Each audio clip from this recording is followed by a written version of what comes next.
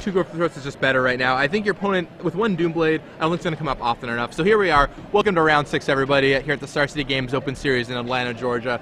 I'm Gavin Verhey, joined here by Adrian Sullivan. We're about to see a pretty interesting match take place. On your right, Calosso Fuentes, friend of Jerry Thompson, disciplined player, playing pretty much a stock list of Esper Blade. Nothing too special here. I think it's Jerry Thompson's exact I don't know. list. I think there's something special here. Calosso Fuentes. He's special. On the left-hand side, Laskin, who is playing a really interesting green-white deck, or green-red-blue deck. Right. He leads on Birds of Paradise and Lotus Cobra here, manly by Calosso. You'll see some crazy stuff happening here. He's mainly green-red. He's got a splash of blue for Unified Will and for Trinket Mage. Right. So in the opening turns of the game, Bird of Paradise met by a land. Second turn, a Lotus Cobra is mana leaked. And now we're going to go to the third turn, where if he's got a land, Laskin is going to be able to cast, looks like a Vengevine. I don't think he has that land, though. Goes for Nest Invader. Nest Invader. He's got a Bolt in his hand, and I think Unified Will, Vengevine, and a couple other cards. He definitely has an island. So he did have the land. He just opted to not go for it. And he just passes back to Calosso. For those curious on Lewis's list, it's got Birds, Goblin Bushwhacker, Goblin Guide, Hero of Oxid Ridge, Linowar Elf, Lotus Cobra, Nest Invader, Precursor Golem, Signal Pest, Vengevine, Trinket Mage, Lightning Bolt, and Unified Will. So a very interesting mix of cards here. You can go Trinket Mage for Signal Pest, which seems awesome to me, and simultaneously just insane in a crazy way, like mentally crazy. Squadron Hawk comes down for Calosso Fuentes, and Lewis considering what he's going to do. Yep, and he goes for the Unified Will. Now, Unified Will here, it could take out something more powerful, perhaps, but the Squadron Hawk is going to buy so much time for Calosso Fuentes that it's just going to end up influencing the way that the game plays out so strongly. Especially if, okay, so there's a Bushwhacker kicked down for Laskin. Wow. So, serves in for 3. Looking at his hand, maybe I was wrong. Maybe I did not see a Vengevine. Is there a Vengevine there or I don't not? think he has it. He does have Precursor Golem, which he could have cast there, but he opted not to.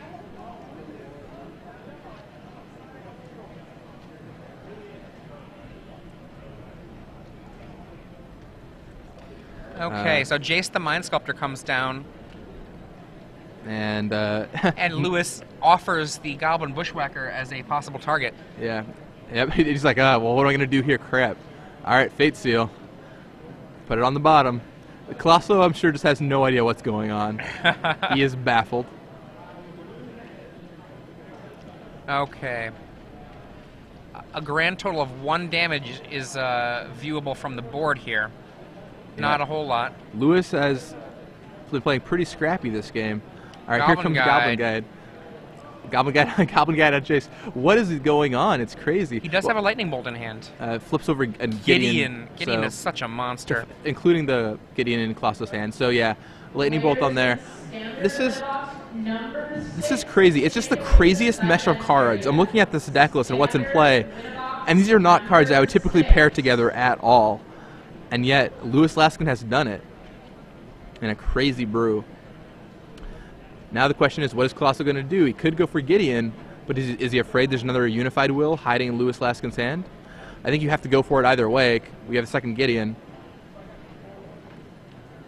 Laskin offers the Bushwhacker to be killed by Gideon, and Colosso's thinking about it. All right, kills the Goblin Guide.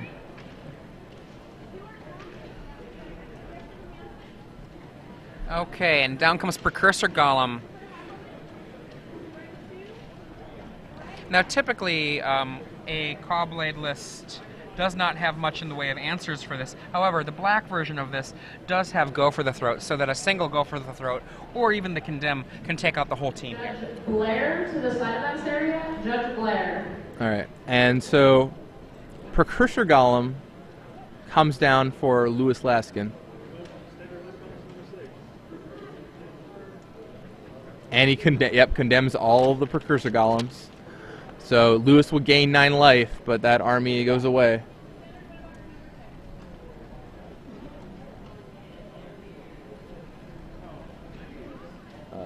Let's see. Looks like Calosso drew Go for the Throat there. It looks like there's a Condemn there. Yeah, he condemned all the precursor goblins. Right, and he said go for the throat in hand? Yeah, go for the throat in hand. Okay. Yeah. Yeah, that's fine. Alright. Yeah. So let's see. So, man, crazy deck by Lewis Laskin here. Signal Pest, Goblin Guide. Who has this kind of board position? Signal Pest, Goblin Guide, Birds of Paradise.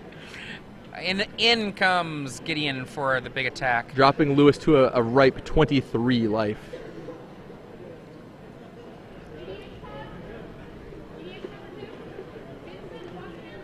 And I didn't quite catch what Lewis drew there, but it's prompting him to think. He doesn't have very much gas left, obviously.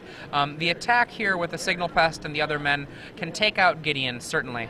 But he kind of has to be wondering, why did Gideon attack? I mean, it only deals 3 to Gideon, right? 1. There we go. I mean, that's Bushwhacker becomes a 2, Birds becomes a 1. And okay, but he does have the bolt for the kill. Right. And he's empty-handed with Gideon in hand on Calosso's side. Yeah, so Gideon number 2 is going to come down for Calosso, and that played exactly where Calosso wanted it to be. So yeah, Gideon knocks off that Signal Pest. Yeah, there we go. Murder that guy. Yeah, I'm sure he's hoping for Hero of Oxid Ridge right now. Oh, and he drew it! Wow. Wow. Oh, very nice. Like, Calosso clearly unhappy. He even fumbles the die there for a second. He's just so shocked. Yeah, I mean, I was like, it has to be the card that he draws here, and it was. That's exactly what Lewis Laskin was looking for. Yeah, Calosso. He's like, what? You know, I feel like we're in Willy Wonka's Chocolate Factory. You know, what are they going to think of next? And it could just literally be anything in Lewis's deck, and he just has no idea. Like, you know, if he like draws and it's like a Barry Bonds rookie card, I don't think he'll be surprised. Wow, that's funny. I like that. And is that a go? I think it looked almost no, like... he just drew his card. And now he's thinking about it. All right, he taps 2.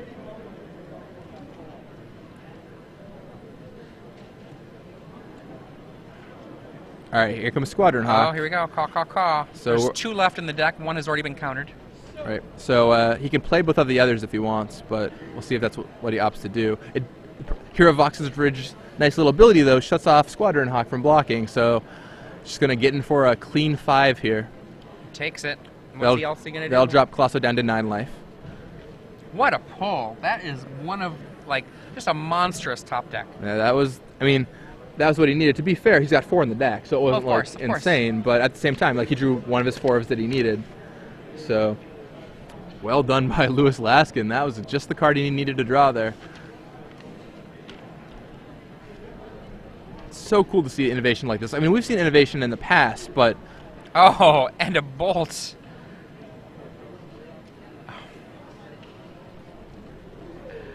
Did he just go bolt to the nug? I think so. I don't want you to have a counter spell. I'm just going to bolt you. Wow. So that drops Colosso down to 6. He knows that his hand was 2 hawks. He just drew a land. Colosso gets in for 1. And let's see. Man, Colosso knows he's in a bad spot right now. I'm gonna tag in our coverage awesome man of the week, of the year, Glenn Jones. All right. Okay, and in comes here of Oxid Ridge and Birds for 5, dropping Calosso down to what I believe should be 1 life. A lightning bolt was fired off on Calosso last turn, but it should be game regardless, unless he drew something rather spectacular here. It looks like Jace. That's a pretty spectacular one to draw, but I don't know if it'll be enough. He has to draw. He has to draw Go for the Throat. All right, he draws Seachrome Coasts, Plains,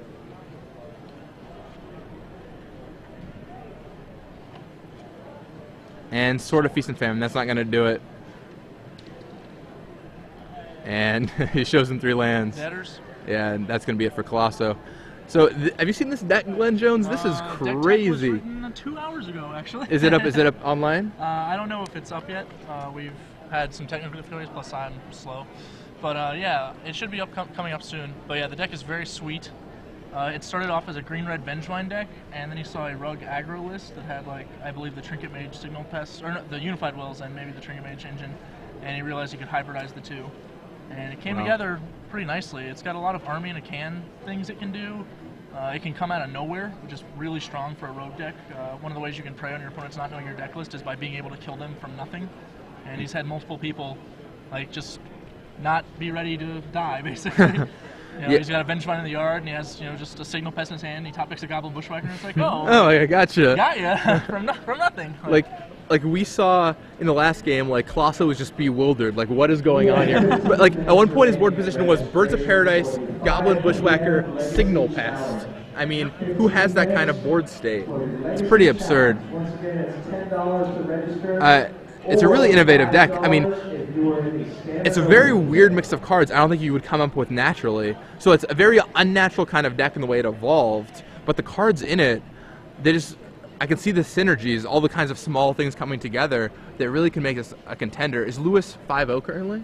No, he took a early loss to Boros. His opponent played 3 Spark Mages in the second game, and then the third game mulled to 5, and again played 3 Spark Mages. And that was enough because his deck's really contingent on a lot of those one toughness guys. He had Collar also. A lot of the creatures with 1 through 3 toughness, he needs those. So, he was a little irate about that, but the deck definitely, it seems spicy. A lot of his other games have been much less close, I would say. Nest Invader's been really good for him because the token is a good attacker and a good mana generator, depending on what kind of game plan you want to take. And that's a really powerful and versatile interaction. He did point out, and I have in the deck it's kind of funny, like Goblin Guide and Birds of Paradise don't normally play well together in a deck, but here, because of all the Battlecry stuff you can do, you can swiftly turn from Accelerator into Attacker, and Birds of Paradise has swung for the win more than once, I'm sure. Yeah, it's crazy. Yeah, we just saw in the last game, Birds came in for at least 4 or 5 points. Yeah. And it's weird because he started off with the start that was, like land, birds, land, Goblin Bushwhacker kicked, attack you for 3. And you just have these really scrappy plays, and I don't know, it worked out really well for him that game. I especially like the Trinket Mages. Being able to Trinket Mage for Signal Pest is really nice for the deck because you don't have to inundate your deck with all these Signal Pests that can be really vulnerable. But he has the same basic quantity, and it also lets him run Spark Mage Collar post-board, where the Trinket Mage basically just becomes a Stoneforge Mystic instead of searching up Signal Pest. Yeah, this deck seems really, really cool. So yeah, stay tuned to StarCityGames.com for the deck tech on this. There are a lot of neat interactions with this deck. I like it a lot, and I hope it does very well. I gotta say, if I was at home, I would build this up on Magic Online right now and try this out. So it's a crazy one. Yeah, I like this deck a lot, and I'm excited to read the deck tech on it. Did Lewis have anything interesting to say about his matchups when you talked to him? Not really. He wasn't quite sure how the matchups would work because he hadn't fully tested out the deck. A lot of the numbers were from combining the 2 decks. He wasn't happy about trimming down on Vengevines, but he felt like they just were too slow and Hero was a much better 4-drop in his deck. And he's not really he doesn't want to just be going Nest Invader into Vengevine a lot. Like, that's not a very strong sequence. Sure. So he thinks he's found a good sort of a middle ground there. He pointed out Unified Will, he's running it over Mana Leak because a lot of the times his opponents will try to kill a creature that's very important, like the Lightning Bolt especially against Hero of Oxidrich is really good, and a Mana Leak doesn't protect it if they leave up any kind of protection, whereas the Unified Will not only counter it, but also probably win you the game because they left 3 up to try and pay for your Mana Leak. It just doesn't exist. Yeah, Unified Will seems basically like a 2-mana hard counter in this deck. Like, it pretty much always counters what they're doing. His biggest problems, he said, are Spark Mages can be problematic, and Inferno Titan is a big deal. He very rarely defeats an Inferno Titan once it hits. Yeah, I mean, you have to Unified Will it pretty much, or there's not much this deck can do. Yep. Wow. Really interesting. Really interesting. Cool. Anything else interesting happening out there on the floor in your investigations? I've taken photos for our Facebook page, and there's a lot of people doing altered arts. The 3D cards, which is unique to this Open. There's always a few people doing it. I recall seeing Alyssa Spazzero, I believe is her name, doing it at a few other Opens. But this time we just have a lot of people out there doing it, and there's a lot of interest in that. So apparently, if you want to get cards altered, coming to the South is a pretty good idea. I mean, it's a great reason to just come to more Open Series events. I mean, there's all these cool things happening. Like, even if you just come out and you do badly, there's still so much cool things you can do. Yeah, Star City, we're personally we love stuff like that showing up, especially. We might you know, you kind of want to make this almost like a carnival of sorts. Like it's its own little Yeah. convention. So the more things there are for people to come and do or to come and see, it's even better. We sold a table to one of the vendors, the 3D card vendors. They asked to buy a table, and we sold them one because, you know, it's really cool. We don't have a problem with them doing that, and you know, hopefully we get more offers or more interest like that in the future. So there you go. If you've been altering cards, I know there are a lot of people out there who do this a lot, like alter cards, sell them online or whatever. If you want to come to one of the Star City Games Opens, contact us about it, and I'm sure we'd be more than happy to have you. Yeah, our inventory and salespeople will be happy to work out something with you, I'm sure. Definitely. A great event, all kinds of cool stuff going on. So it looks like the players have drawn their opening 7s, and they're off to the races. Colosso leads off with the Plains. Goblin Guide from Louis Laskin. That's probably not what he really wanted to see. Not a land, not sure what it was. He does have to do that. Yep. Good reason to lead on the Plains Yeah. there for Calosso. And yeah, flips over Gideon Jura, and down comes Squadron Hawk. He has 2 Gideons in his hand, I believe. I think so, yeah. Second Gideon is pretty brutal, because the first one you can like kind of eke out some advantage to deal with, but the second one... I'm sure Gideon is a little tough for Lewis, however, he does have the ability to hit hard, and Yeah. Unified Will is generally going to be an answer a lot of the time.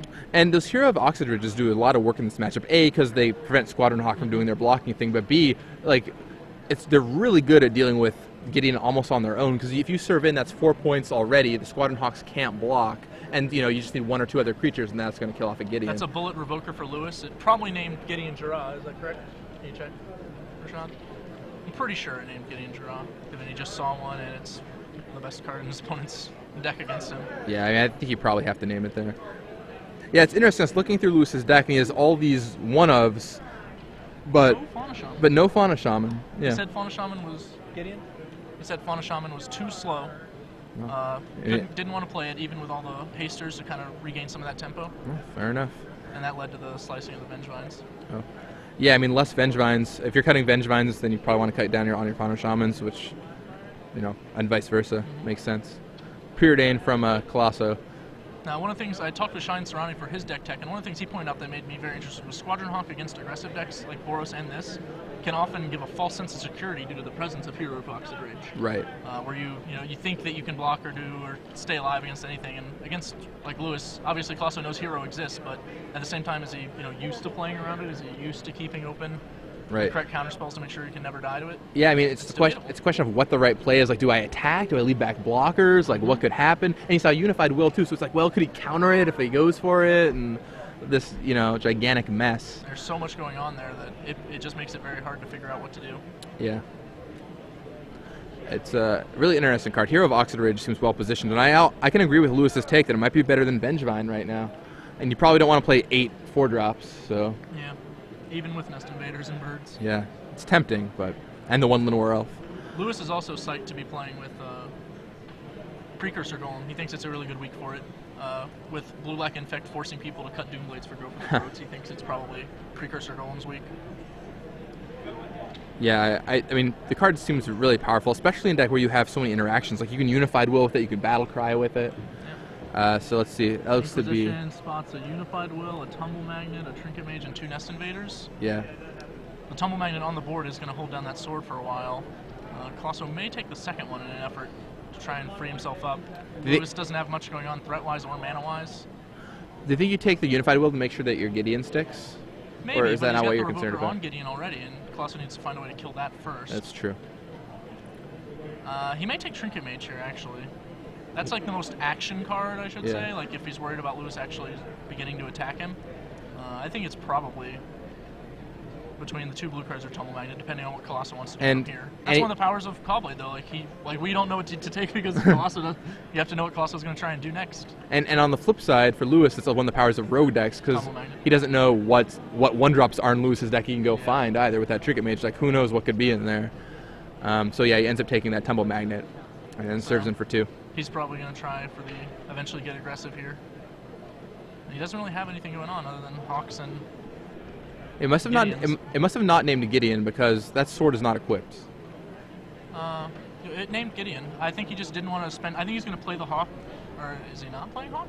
You know, he attacked already this turn. Sure, but I mean, I think he's going to like play a hawk and quickly. He knows that it'll just get tumble magneted, so he'd rather just, yeah, he just plays all his hawks instead. All right, he's just trying to get onto the board rather than being tempoed out. I thought maybe he'd want to burn some tumble magnet counters, but apparently that's not the case, and it's just all hawks all the time. He can start burning the counters next turn, and he'll be dealing 3 damage each turn. Right. Instead of this turn only getting in for 1, and then next turn only getting in for 1 again. Right. So Nest Invader comes down for Lewis, leaving up Unified Will mana, but Unified Will not going to do so much right now. Yeah, that's another point. The Squadron Hawks have turned off the Unified Will for now. Pretty convenient. So that means he can stick Gideon even if you can't use him. Theoretically, that 2/1 should not be too hard to kill. But the funny thing about theories, you know. And funny things about go for the throats. Yeah. Colosso currently gripping, looks like 2 Gideons and a land. Nothing exciting. Nothing exciting at all. Huh. Yep. So no quip there either. He's going to go ahead and enter the race. Does that mean he's going to play the Gideon and just hope it draws? Yeah, he's just going to hope it. It's going to be like, you know, hey, you can attack this some if you want. Yeah. That's fine. He'll win the race this way. And with the redundant one in his hand, it's probably a very reasonable line to take. Right. So if you're Lewis, do you think you should fight off the Gideon, or do you like, well, like I just have to play for not having the removal spell? It depends a lot on what he's going to try and do here. If he wants to continue trying to hold Unified Will or to make that card good somehow, then he's going to probably want to attack the Gideon and use the Unified Will's protection. But if not, then that Gideon, like just sitting in play, is not doing anything. He may just want to continue to attack. Like his deck can threaten a very significant race against Colosso's. So I think I'd just go for Colosso's face with this attack. Probably. Yeah, I think I would. I would do the same. The only worry you really have is Colosso drawing some way to kill your Revoker. Right, and it pretty much has to be Doomblade. Yeah, Laskin is also like he knows Jerry and the crew. He may actually just know what Colosso has available in the deck and that there aren't a lot of solutions to Revoker. Yeah, I mean, I'm looking through Colosso's deck. You can Jace it back. Pretty much just day, I think, as long as it's not attacking.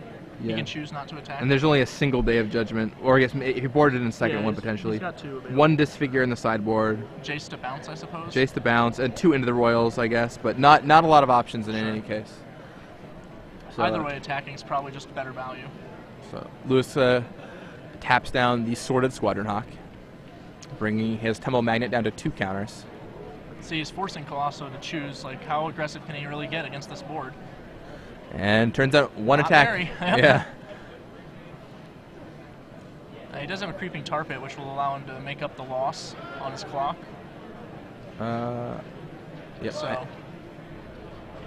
maybe it was a reasonable sacrifice here. Plus, the sword itself is a really obnoxious card to have to attack into for Lewis. So that's Tear of Oxidridge off the top for Lewis Laskin. Well, he can tap down the other Hawk and bash. How much damage is that? That's a lot. That is a lot of 5, damage. 6, 7, 8, 9, 10, 11, 12, 13. If it's one short, you still just go for it, right? Yeah. I may have just counted it completely wrong, but I don't think I did. Oh, yes. No, I'm sorry. That should be lethal. He can tap as long as Calosso has nothing, because he has the second Eldrazi spawn. Well, he has to lose the spawn. He only has to lose 1 spawn, though. The other one works. Right, yeah. So he's got 3 from each of his guys, plus 1 from the spawn is 9, is 10, plus the hero is 4. Like. Yep. Oh, but he's worried about Colosso's 2 untapped mana. Yeah. Go for the throat potentially. Calosso getting a breather there. Whew. I mean, the Tear of Oxidridge is probably still going to come back to be an issue, but now he's got 3 Eldrazi spawns. He may also believe he can eventually get up to being able to pay for mana leak this way. Or Unified Will backup Sure, also. that too. Actually, you're probably right. He's probably just planning to keep Unified Will available as soon as he draws a land. 1, 2, 3, 4, 5. I'm sure he'll be watching this video later and being like, "Man, I could have just got it. Could have exact-seed him on camera." Didn't even think about it. I mean, he clearly thought about it. Yeah. Just decided the risk was not worth the reward. Yeah, I mean, I think Lewis is in a pretty commanding position right now. And so with this position, he can just, can whittle down Calosso. Interesting. So he still opts to tap the Sorted Birds, or the Sorted Squadron Hawk. I think that's very correct, because he wants to keep attacking this turn. And now Calosso is not threatening a legitimate clock anymore, compared to Lewis's, especially now that he knows he has the hero available.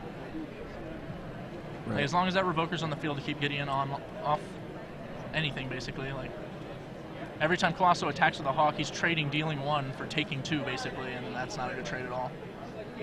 Of course, little does he know, his Hawks won't be blocking anything pretty soon. Very true. One sick thing is that because Lewis didn't try and kill him, Colosso's much less likely to know or even assume that Lewis he's like, well, he didn't try and kill me, so... In Colosso's mind, like, Calosso knows he has nothing, so he'd probably be thinking, well, if I had a hero, I'd have killed me, so I guess I probably don't have a hero. I should probably play around not having a hero, I guess. All right, so Calosso activates Creeping Tar Pit. He's going to get in, I imagine, for 6 here. Yep. Oh, 7? Thinking about it. 7's reasonable. But note that this will, when he re-equips the sword, tap him below Mana Leak. And that means Lewis is definitely going to try and kill him. I mean, he can try and leave up like a Plains to Bluff Condemn, but there's no way. Lewis will still definitely attack him. And I think that's still lethal. It's still lethal, yeah. So the game should be ending promptly now. Unless he just... He untaps all of his Untaps lands. everything. Oh, of course, the Nature's Will means that we don't have to worry about that. Huh. Sword of Feast and Famine's ability. Regardless, playing nothing. I feel like Lewis is real likely to go for it here now. He's got 1 magnet counter. I mean, he's also dead next turn on board. I think you just have to go for it. 6, 7, 8. Yeah. Yeah. I'm trying to think. Well, if he had... So Calosso can block with the Tar Pit too, which... Changes the math slightly, but not any... Like, hero is still lethal. Line, the hero is still lethal. Hero's still lethal. The line being cast hero of Oxid Ridge. Yeah, and here we go. He's Hero going to go for the... of Oxida Ridge. He's trying to do it with Unified Will backup, but that doesn't actually work. He can only cast Unified Will for 4 creatures, and if Calosso had a Mana Leak, he would just activate Tar Pit and play Mana Leak anyway, so... Yep.